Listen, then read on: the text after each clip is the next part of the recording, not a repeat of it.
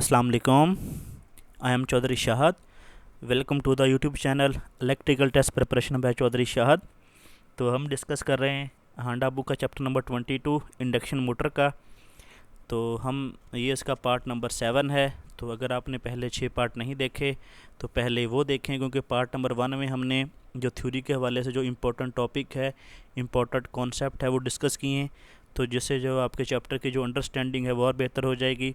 तो पहले जो है वो पार्ट देखें। MCQ नंबर 231 है, a 3-phase slip ring induction motor can be started with which of the following starter. जो आपकी 3-phase slip ring induction motor है, ये स्टेटर रोटर स्टार्टर से भी हम इसको स्टार्ट कर सकते हैं। MCQ नंबर जो है वो 232 है, a 3-phase induction motor connected to 2-phase supply. तो अगर हम इसको 2-phase सप्लाई के साथ लगाएंगे तो ये बर्न हो जाएगी।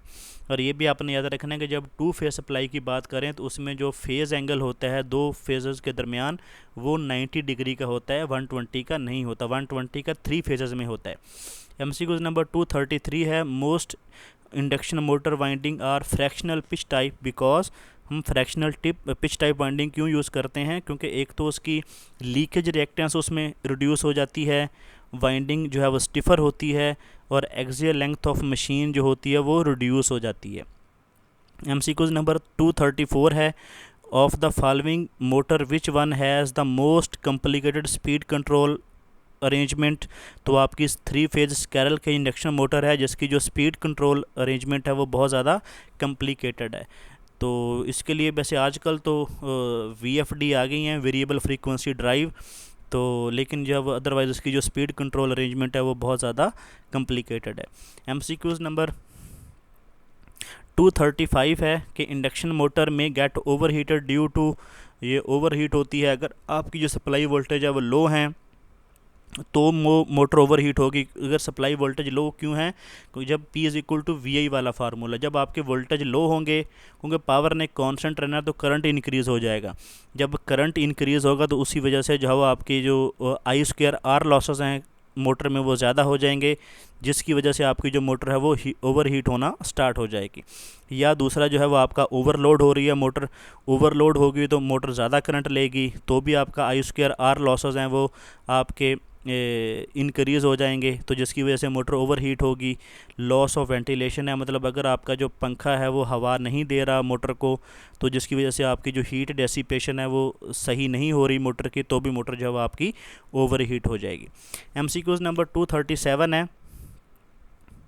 कि the maximum torque of induction motor neglecting stator impedance occur at. जब आपकी जो R2 और X2 की रेशो जो है वो हो जाएगी, रेशो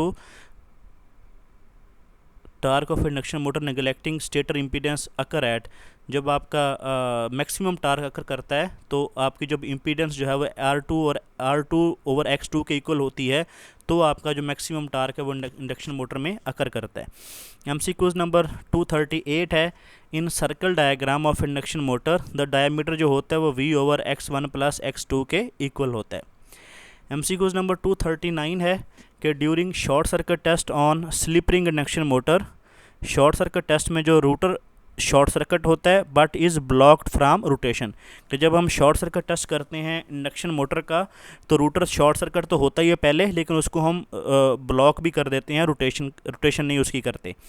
MCQ नंबर 240 है कि where are resistance is added in rotor circuit of slip ring induction motor. तो जो स्टार्टिंग करंट होता है वो रिड्यूस हो जाता है, लेकिन स्टार्टिंग टार्क जो होता है वो इंक्रीज़ हो जाता है। जैसे हमने देखा था कि अगर हम जो है वो रूटर में जो रेजिस्टेंस ऐड कर दें तो इंडक्शन मोटर का जो स्टार्टिंग टार्क है वो इंक्रीज़ हो जाता है। MCQ नंबर 242 है, on decreasing the applied voltage rated voltage by 1/2 on decreasing the applied rated voltage phase by 1/2 the starting torque of the induction motor become times of starting with full load। तो आपका जो starting torque है वो 1/4 हो जाएगा। उसकी reason ये कि जो स्टार्टिंग टार्क है वो सप्लाई वोल्टेज के जो है वो डायरेक्टली प्रोपोर्शनल है, स्क्वायर के डायरेक्टली प्रोपोर्शनल है। तो अगर 1/2 वोल्टेज अप्लाई करेंगे तो 1/4 आपका जो टार्क है वो हो जाएगा। 243 नंबर MCQs है, pull out torque of induction motor occur when power factor becomes, जब आपका पावर फैक्टर 0.707 होगा तो पुल आउट टार्क होगा। 0.707 पे क्या होता है कि आपका जो दूसरा मैग्नेटाइजिंग कंपोनेंट है और आपका वर्किंग कंपोनेंट इक्वल हो जाता है, मतलब आपका जो है वो cos 45 पे आपका जो साइन और cos की वैल्यू जो है वो बराबर हो जाती है। MCQs नंबर 245 है कि in circle diagram of 3 phase induction motor the diameter of circle determined by ये स्टेटर करंट से हम डिटरमिन करते हैं। 245 नंबर MCQs बहुत इंपॉर्टेंट है, ये टेस्टों में अक्सर आ जाता है। 247 है कि fractional slip of induction motor is equal to, ये आपके रूटर कॉपर लॉस और रूटर इनपुट के इक्वल होती है। 248 नंबर MCQs है percentage slip of induction motor is, ये आपकी NS minus NR over NS के इक्वल होती है। 249 है कि for rotor stand still resistance R2 of induction motor the equivalent load resistance of slip जो होती है वो R2 into 1 minus S over S के इक्वल होती है।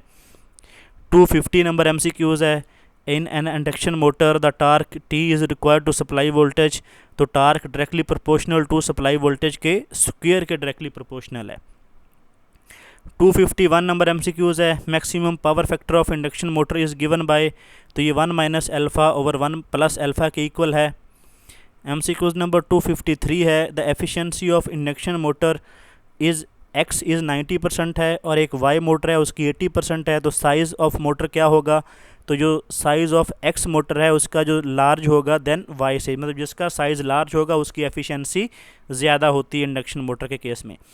254 नंबर MCQs है the starting torque of induction motor is maximum, जब आपकी rotor resistance equal to rotor reactance से होगी तो उस वक्त आपका जो इंडक्शन मोटर का स्टार्टिंग टार्क है वो मैक्सिमम होगा।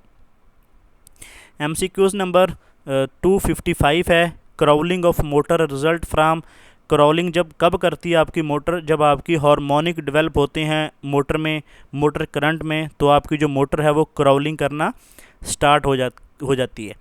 MCQs नंबर 256 है कि 3 फेज इंडक्शन मोटर है कनेक्टेड इन स्टार, वो 5 एम्पेयर ड्रॉ कर रही है, जब उसको डेल्टा में करेंगे तो उसका जो बेसिकली करंट है वो 3 टाइम्स ज़्यादा हो जाएगा। तो अगर वो 5 एम्पेयर ले रही थी तो उसके बाद वो 15 एम्पेयर लेना स्टार्ट कर देगी। MCQs नंबर, क्योंकि आपके जो वोल्टेज होते हैं वो उसमें स्टार में क्या होता है कि आपका करंट सेम रहता है लेकिन वोल्टेज आपके 3 टाइम जो है वो फेज़ वोल्टेज है वो रिड्यूस हो जाते हैं।